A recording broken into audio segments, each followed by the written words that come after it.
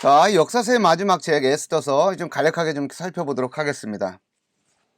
자, 에스더서는 네 부분으로 크게 네 부분으로 나눠 볼 수 있다. 1장과 2장은 이렇게 매번 하는 건데도 이렇게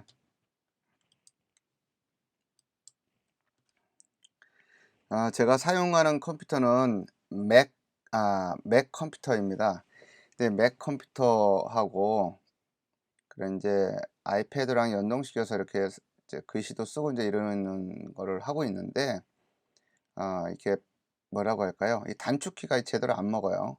단축키가 이렇게 안 돼서 이렇게 매번 이렇게 마우스를 이용해서 좀 하고 있어서 화면이 좀 이렇게 지저분해지는 그런 거가 좀 있긴 있는데 좀 그것 좀 양해를 해 주시기를 바랍니다.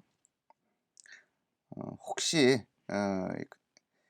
이 강의를 듣고 있는 우리 학우들 중에 그 맥용 파워포인트 이 단축키 잘 아는 사람 있으면 좀 알려주세요.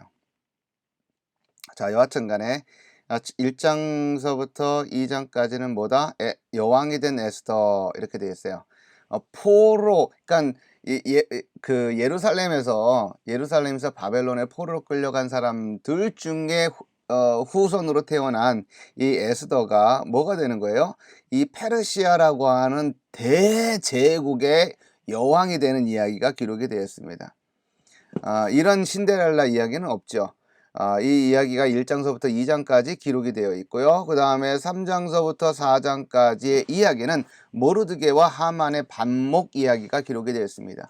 반목 정도가 아니라 거의 원숙이죠. 서로 죽이려고 하는 이야기가 기록이 되어 있습니다. 모르드게는 유다 사람이고 하만은 페르시아 이제 사람이죠. 물론 이제 조상은 조금 멀리 올라가게 되면 유다 사람과 이리저리 이제 관계가 있을 수 있는 인물이지만 여하튼 간에 모르드게와 하만은 굉장히 깊은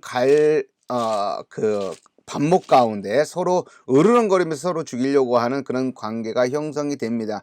이 관계가 3장서부터 8장까지 길게 좀 이렇게 기록이 되어 있어요. 길게 기록이 되면서 모르드게가 인사 안 했다라고 하는 이유 하나만으로 하만의 기분을 상하게 하고 그것이 하나의 쓴뿌리가 되어서 이 모르드게를 포함한 유다 사람들을 다 포로인들을 유다인들을 다 몰살시키려고 하는 어떤 계획을 세우게 됩니다. 그게 하만이 그 꾀를 세워서 한 단계 한 단계 진행시켜 나가는 과정이 3장서부터 8장까지 기록이 되어 있는 거예요. 그리고 9장 1절서부터 9장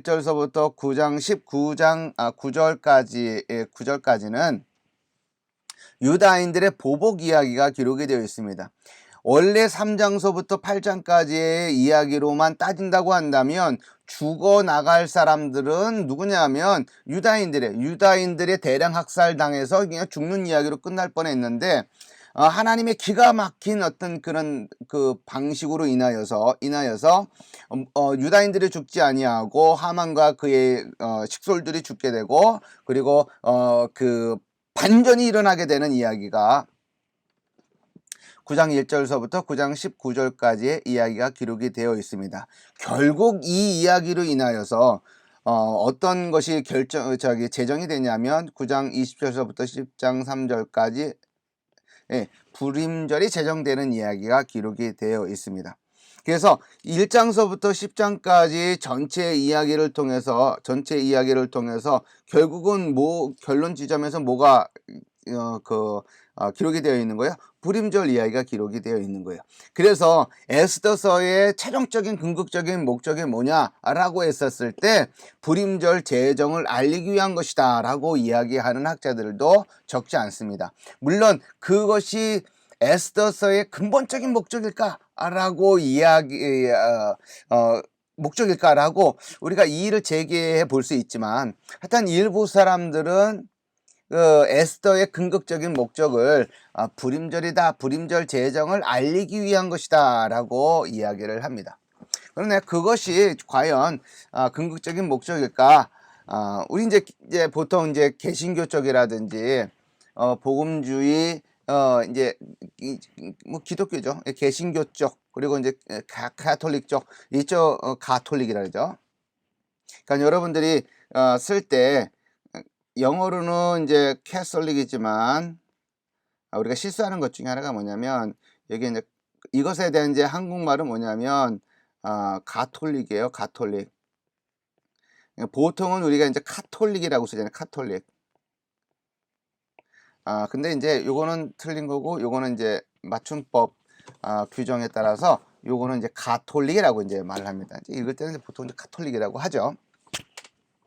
자, 여기에서는 불임절 제정이 그것의 궁극적인 목적은 아니다라고 생각을 합니다. 물론 그러한 의도도 물론 있다라고 생각을 하는 거죠. 불임절 제정과 관련된 이야기가 전체 이야기의 결론 부분에 있으면서 마무리되고 있기 때문에 에스더의 궁극적인 목적은 불임절 제정을 그 후손들에게 알려주기 위한 것이다 라고도 말할 수가 있습니다. 그러나 그것이 궁극적이냐라고 하는 데에는 의견은 달리한다라고 하는 거죠. 그럼 에스더서의 목적이 무엇이냐라고 하는 겁니다. 에스더서의 궁극적인 목적은 이런 식으로 얘기를 해볼 수가 있습니다.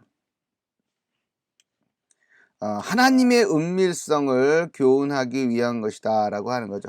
하나님의 은밀성을 교훈하기 위한 것, 즉 하나님의 손길이 사라졌다고 비관하는 자들에게 비록 보이지는 않지만 분명하게 역사하고 계시는 하나님을 보여주기 위한 것이다 라고 하는 것이죠. 그러니까 그런 때가 있잖아요. 예? 그런 때. 어떤 때? 하나님이 어떻게 안 보이시니까 안 보이시고 상황이 굉장히 열악한 상황이 되다 보면 상황은 열악하고 하나님은 보이진 아니하고 나는 지금 너무나 힘들고 도움을 요청하는 상황이고 그럴 때 되면 굉장히 신앙의 위기가 있을 수 있는 거죠. 하나님 직접적인 도움을 받지 못하고 있는 상황이면 더 그런 심리적으로 또는 신앙적으로 힘들 수 있는 거죠. 여기 보게 되면 이방 땅에서 강제로 이주하게 된 포로된 자들의 상황을 고려해보라 라고 되어 있어요. 그러니까 강제적으로 이방 땅에 지금 포로로 있는 거잖아요. 근데 에스더서는 여러분들 이제 위에서 얘기를 했지만 에스더서는 어떤 거예요? 아하수에로 왕 때예요. 아하수에로 왕. 아하수에로 왕은 어디 있죠? 여기 있잖아요. 여기. 아하수에로 왕 때예요. 주전 486년에서 464년 때. 에스라하고 느헤미야하고 관계된 왕은 누구예요? 아닥사스다 왕.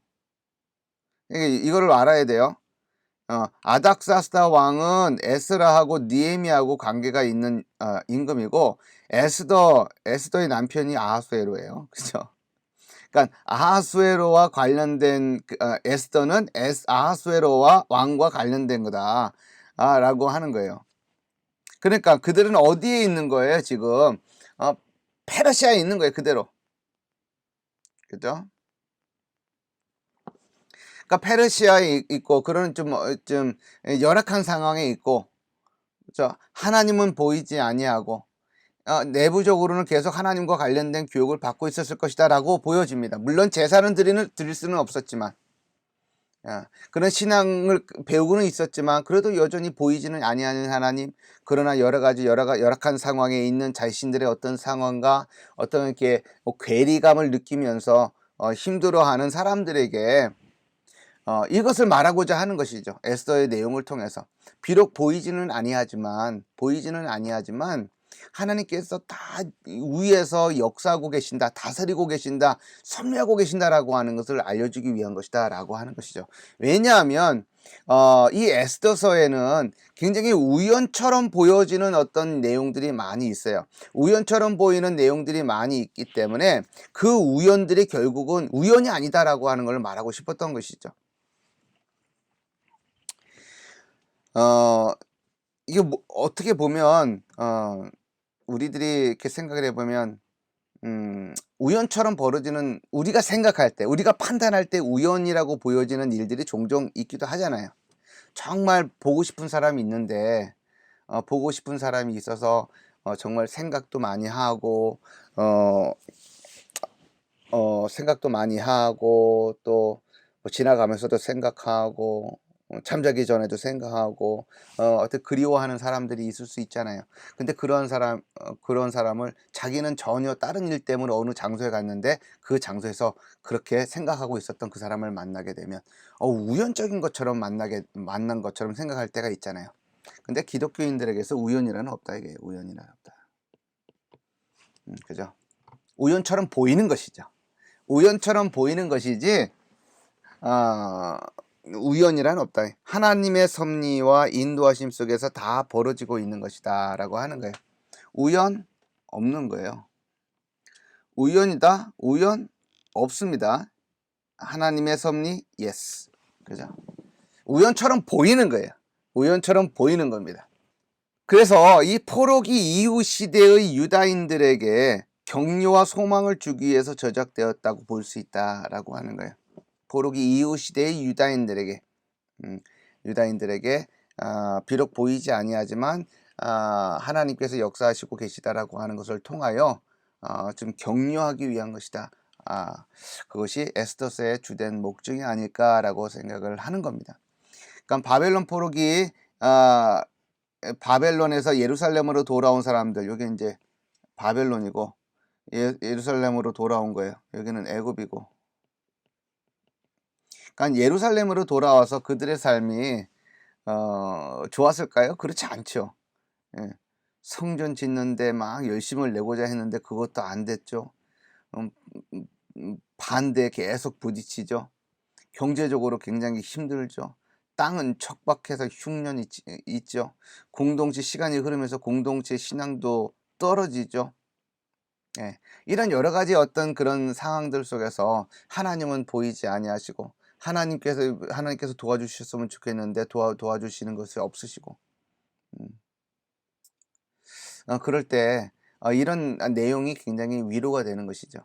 격려가 되고. 그렇지, 하나님이 지금 보이시지는 아니하시지만 내가 생각할 때는 지금 하나님이 움직이지 않고 계신 것처럼 느끼지만 움직이고 계시다라고 하는 그 깨달음이 있을 때 굉장히 큰 힘과 위로를 얻는 것처럼 에스더서는 그와 같은 어떤 목적을 가지고 기록된 것이다 라고 우리가 말을 해볼 수가 있습니다.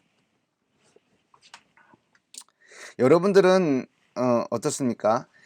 신앙적으로 굉장히 큰 위기를 만나게 되면 신앙적으로 막 흔들릴 만한 그런 위기 상황을 만나게 되면 여러분들은 어떤 것을 통해서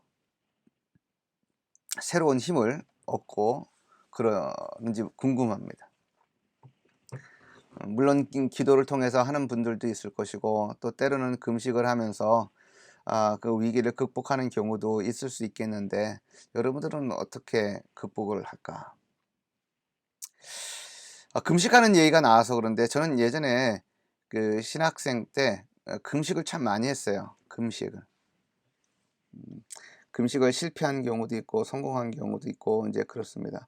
그러니까 3일 금식, 이제 그때 신대원을 다닐 때 3일 금식, 그러니까 완전 금식이죠. 물만 먹고 하는 거니까 다른 음식은 안 먹고 3일 금식을 뭐 아주 밥 먹듯이 했고 그 다음에 7일 금식을 하는 거예요. 그러니까 뭐 기도원을 간다든지 그런 게 아니라 일상생활을 똑같이 하면서 사역을 똑같이 하면서 그 금식을 하는 겁니다. 물만 먹는 거예요.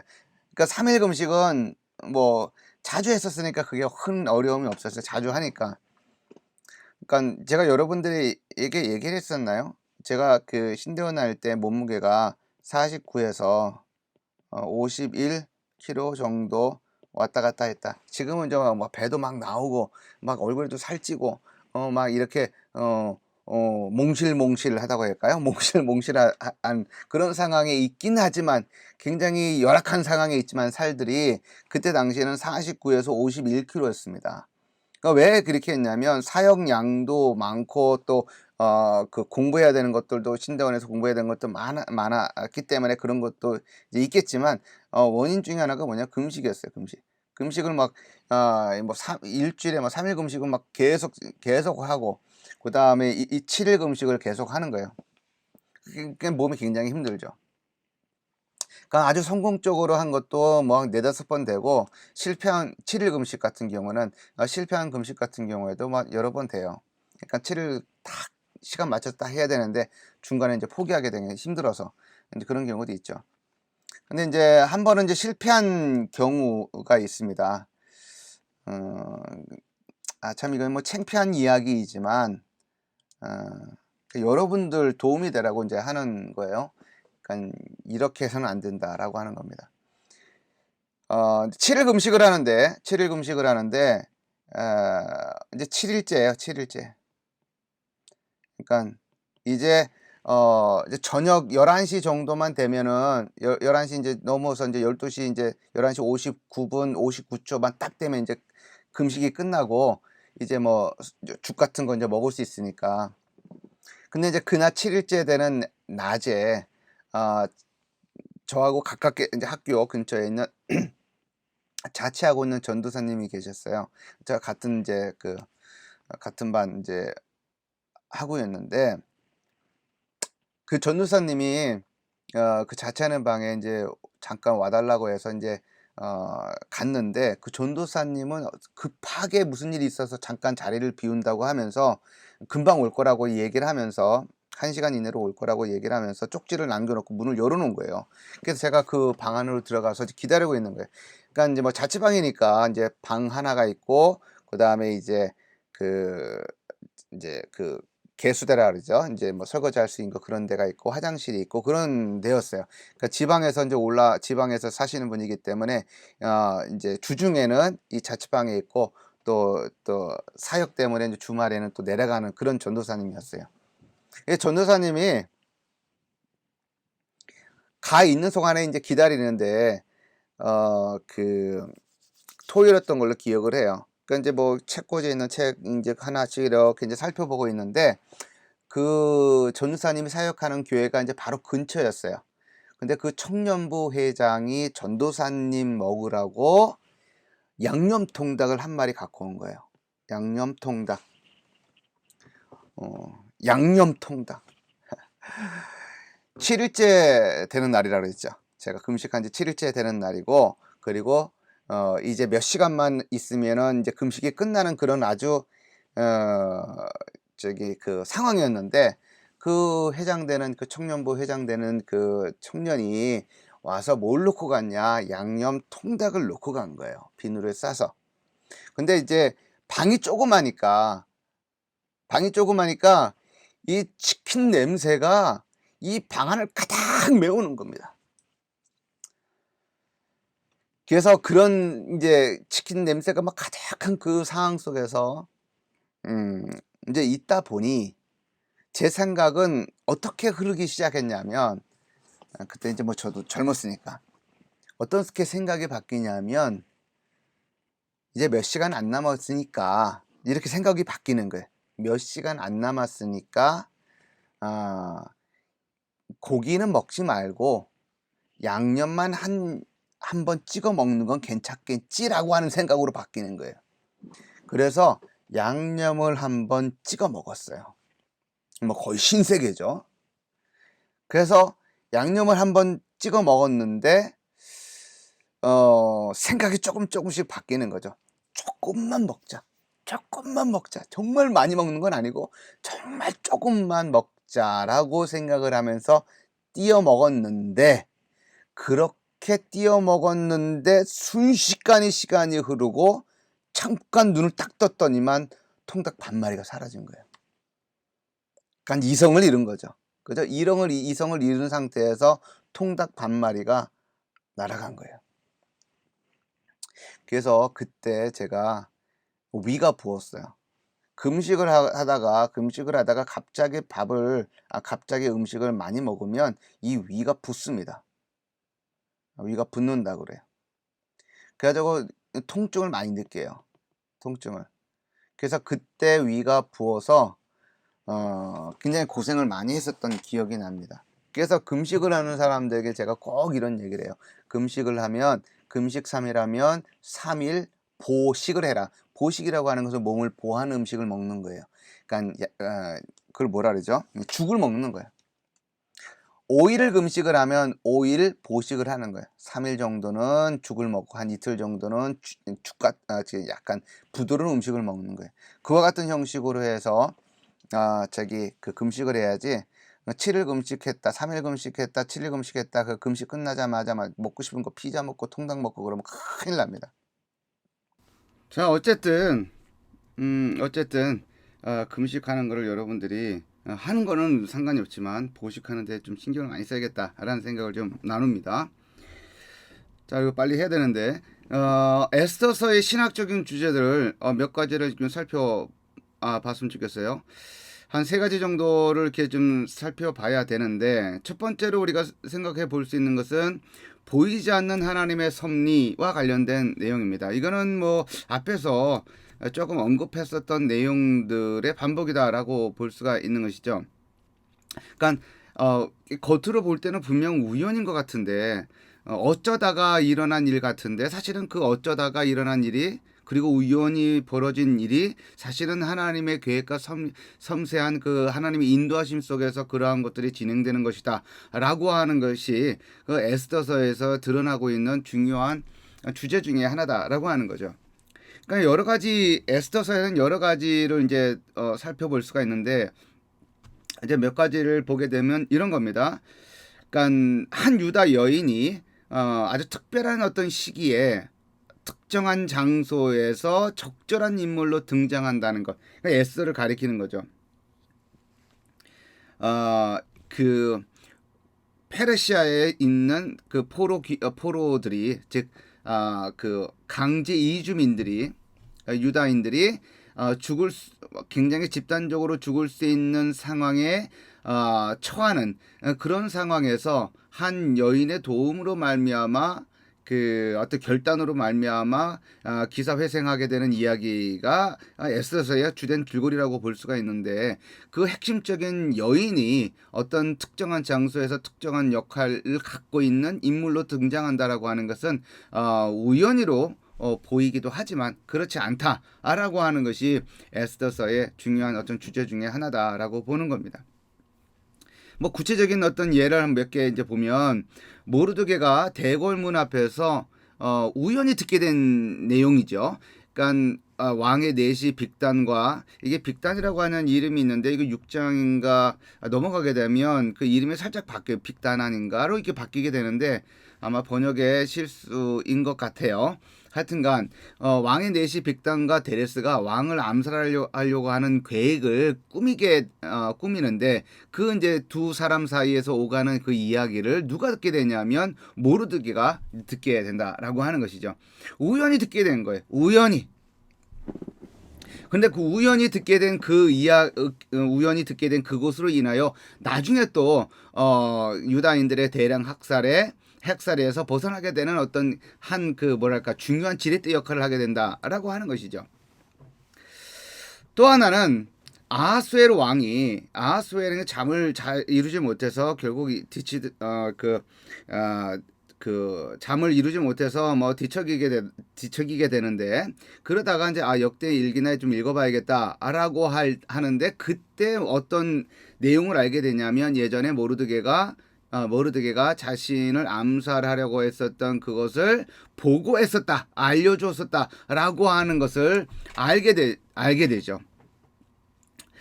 그것도 우연이죠. 우연으로 보인다라고 하는 거죠. 우연히 잠이 안 와서 우연히 역대일기를 봤는데 그 안에 모르드게가 자신의 암살 계획을 알려줬다라고 하는 것을 알게 됐다라고 하는 거잖아요. 그러니까 정말 많은 내용들을 읽을 수가 있었을 텐데, 우연히 그때 바로 그 시간에 모르드게가 알려준 그 암살에 대한 어떤 알려줬었던 그 내용을 읽게 되었다라고 하는 것은 우연처럼 보이지만 그렇지 않다라고 하는 것. 그리고 왕이 그 모르드게가 그러한 보고를 했었다라고 하는 것을 알게 되자 그에게 이제 상을 줘야겠다라고 생각을 하게 되는데, 그때 하만이라고 하는 인물이 바로 궁에 있었다라고 하는 것도 유대인들을 죽여야겠다라고 생각을 해서 그 왕에게 이제 보고하려고 오는 바로 그 하만에게 하만이 그 궁에 있었다라고 하는 것도 참 우연의 일치처럼 보인다라고 하는 거예요.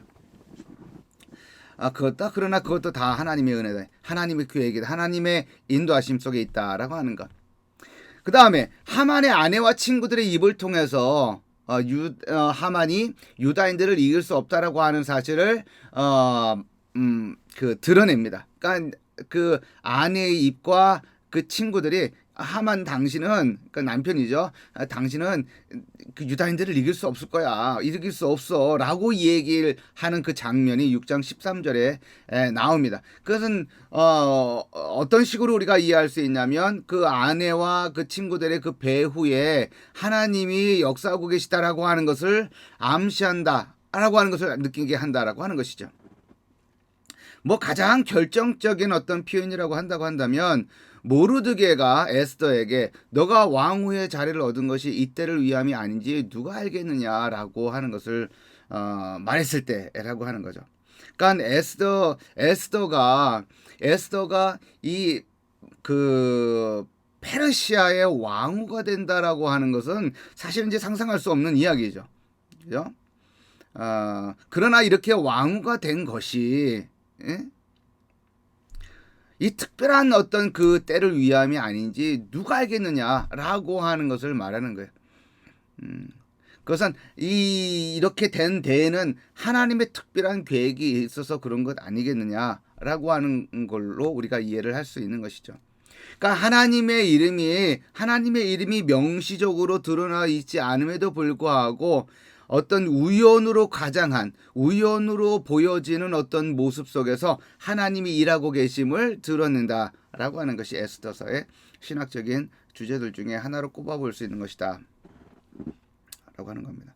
에스더서에 나와 있는 이 주제는 뭐 앞에서도 살짝 언급했지만 굉장히 우리들에게 시사하는 바가 많다라고 하는 겁니다. 그러니까 하나하나 벌어지는 모든 일들이 겉으로 보기에는 굉장히 불합리하고 그리고 굉장히 우연처럼 보이는 어떤 사건들일지라도 우리는 그것들을 단순하게 그냥 이렇게 보고 넘어가는 것이 아니라 하나님의 섭리와 인도하심 속에서 일어나고 있다라고 하는 것을 우리가 생각을 할 그런 어떤 그 안테나를 늘 가지고 있는 것이 중요하겠다라고 생각을 합니다. 두 번째는 불임절에 관한 겁니다. 불임절은 보통 유대인들이 지키는 절기와 관련해서 6월절, 맥추절, 칠칠절과 같은 어떤 이런 절기들은 모세오경에 다 이미 언급이 되어 있습니다. 근데 불임절만 모세오경에 언급되어 있지 않은 절기죠. 그리고 불임절은 여전히 유대인들이 지금도 지키고 있는 절기 중에 하나입니다. 이 불임절이 에스더서의 신학적인 주제들 중에 하나다라고 하는 거예요. 앞서서 우리가 나누었었던 이야기 중에 하나가 뭐예요? 에스더서의 주된 목적이 무엇이냐라고 했었을 때 불임절이라고 주장하는 사람들이 없는 것은 아닙니다. 그러나 그것이 주된 목적이냐라고 할 때 이의 제기를 해볼 수 있는 것이지 불임절 자체가 에스더서의 그런 중요한 신학적인 주제가 아니라고 하는 것을 의미하는 것은 아니다라고 하는 거예요. 그러니까 에스더서는 그 불임절에 관해서 분명 그 기원을 이야기하고 있다라고 하는 것은 분명한 사실이다라고 하는 거예요. 그 유래가 기록이 되어 있는 거죠. 그러니까 하만의 음모로 인해서 위기에 빠졌던 유다인들이 기사회생한 것을 기념하는 날, 그것이 이제 불임절인데 여기서 왜 불임이라고 하는 말이 나왔냐 하면 이런 겁니다.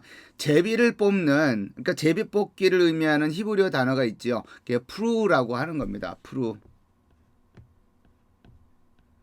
프루라고 하는 거예요. 그래서 여기서 뭐가 나왔냐면 프림이 나오는 거예요. 주사위를 말하는 거예요. 그러니까 주사위를 던져서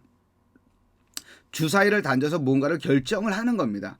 그래서 주사위를 던져서 유다인들을 그 대량 학살할 날을 정한 데서 기원했다.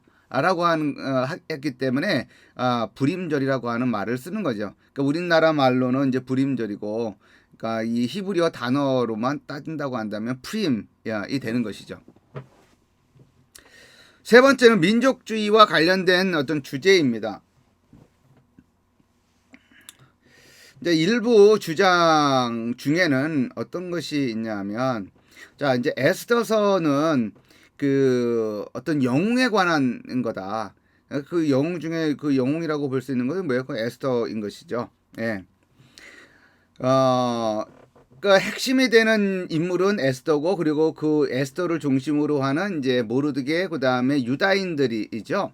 이제 그들을 해하려고 했던 하만과 그 무리들이 모두 심판을 받았다 이게.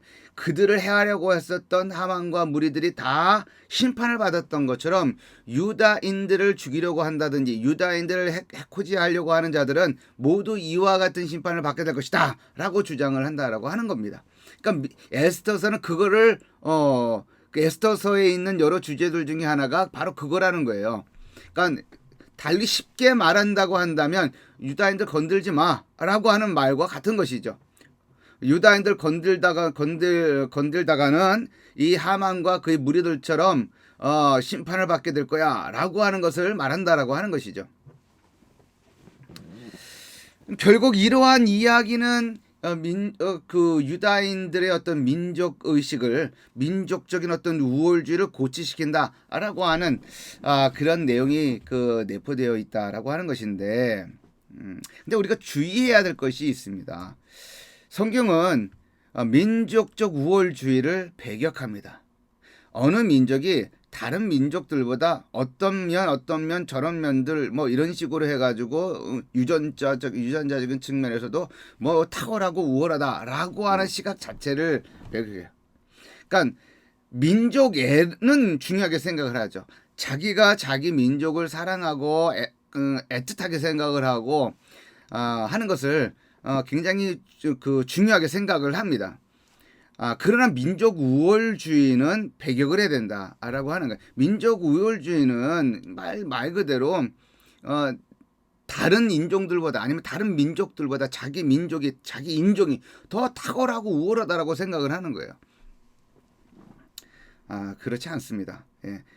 성경은 민족애를 자기 민족을 사랑하도록 고치시키는 것이지 민족 우월주의를 고치시키는 것은 아니다 라고 하는 것을 우리가 좀 이렇게 주의 깊게 생각을 해야 된다라고 하는 거예요. 사실 이제 이 부분은 좀 할 얘기가 참 사실은 많이 있습니다. 예. 그 미국에서 이제 한 13년 동안 있다 보니까 이제 그런 것들을 많이 경험하죠. 그 미국이라고 하는 나라가 이제 굉장히 멜팅 팟이라고 그러잖아요. 멜팅 팟. 멜팅 팟이라고 그러는데, 이게 멜팅 팟이 뭐냐면 뭐 다 이것저것 다 들어가 있는 거예요. 그러니까 섞어찌개 같은 거죠. 섞어찌개. 이 냄비 안에 모든 것이 다 들어가서 그냥 융합이 되고 막 이래서 문화라든지 이런 것들이 이게 막 이리저리 섞여 있어요. 물론 이제 일부는 아주 고유한 어떤 문화라든지 언어라든지 그걸 지켜나가려고 하는 흐름도 있지만, 그럼에도 불구하고 멜팅, 서로 섞여가지고 녹아져 있는 것이 미국의 한 모습이다라고 하는 거죠. 그러니까 여러 민족들이 살고 여러 민족들이 같이 살고 있다 보니, 이민 와서 살고 있다 보니까 뭐, 그러니까 우리 한국에서는 예를 들면 영어 같은 경우도 그 한국에서는 미국식 발음을 하기 위해서, 따라하기 위해서 얼마나 노력을 많이 합니까? 또 이렇게 그렇게 미국식 이제 발음을 정확하게 하는 것이 물론 중요하죠. 그러나 우리나라처럼 그렇게 외국 사람들이 우리나라 사람처럼 그렇게 발음에 막 목을 매느냐, 그렇지 않습니다. 인도는 인도 나름대로의 발음이 있고, 멕시코 사람들은 멕시코 사람들의 그 이름이 있고, 남미 사람은 남미의 영어가 있는 거예요. 그러니까 그 사람들이 그 사람 그 나라 고유의 액센트가 덧입혀져서 영어가 발음이 되기 때문에 그 아주 독특한 발음이 있었는데, 그거를 막 고치려고 막 애를 쓰고 그러는 거는 별로 못 봤어요. 유엔에서 영어 연수라는 걸 여러분들 한번 보세요. 그들이 뭐 그 미국 사람들처럼 영어 하려고 애를 쓰나요? 그렇지 않아요. 그렇게 하려고 하는 건 나라는 어디밖에 없냐? 한국 사람들밖에 없어요. 의사 전달하는 것이 중요하고 그저 의사 전달을 정확히 하는 것이 중요한 것이지 막 미국 사람들처럼 막 그렇게 하는 것에서 막 그렇게 할 필요는 없다라고 하는 거예요. 그러니까 그거는 차치하고 그러니까 이 그 미국에서 경험하는 것들 중에 하나가 뭐냐면 이제 그 뭐냐면 차별주의죠, 차별. 그러니까 discrimination이라고 이제 그러는데 백인들은 유색 인종을 차별을 합니다. 백인들은 유색 인종을 차별을 해요. 그리고 유색 인종들 중에서는 그 흑인들이 이 다른 그 유색 인종들을 차별을 합니다. 더 낮게 봐요. 그러니까 백인은 색깔 있는 저 사람들을 이민자들을 낮추어서 보고 흑인은 또 자기 이외의 또 다른 유색 인종들을 차별을 합니다. 무시하는 거죠. 그리고 그 나머지 그 민족들 중에 또 이렇게 차별을 합니다. 한국 사람들은 누구를 차별을 하느냐? 멕시코 사람들을 차별을 하고 또 다른 민족들을 막 차별을 해요. 굉장히 위험한 생각이죠. 잘못된 생각입니다. 예. 그러니까 기본적으로 색깔이 피부색이 다르다고 하는 그거 자체로 인해서 나보다 열등하다라고 하는 인식이 머릿속에 싹 스며드는 거예요. 근데 그거는 옳지 않은 방식이고 성경에서도 가르치고 권고하고 있는 사고가 아니다. 예. 자기 민족을 사랑하고 자기 가족을 사랑하고 자기 이웃을 사랑하고 자기 민족을 사랑하는 것은 that's okay. 예. 그건 좋은 거예요.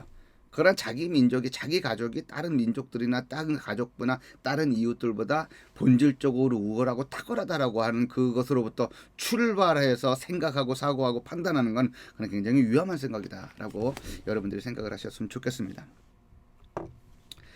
자, 오늘 여기까지만 좀 진행을 해야 될 것 같아요. 너무 시간이 길어지는 것 같아요. 그래서 역사서는 우리가 좀 지금까지 살펴봤던 것처럼 가난 정복 시대, 사사 시대, 왕정 시대, 포로기 시대, 혹은 이제 포로기 이후 시대 이렇게 네 개의 시대로 나누어서 설명을 좀 해보면서 이해를 해보려고 했습니다.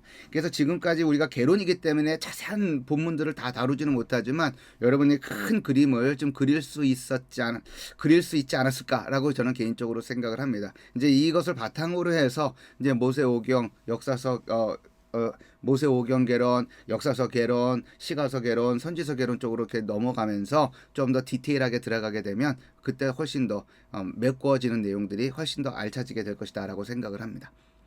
자, 오늘 여기까지 강의를 진행을 하도록 하겠습니다. 예, 수고했습니다.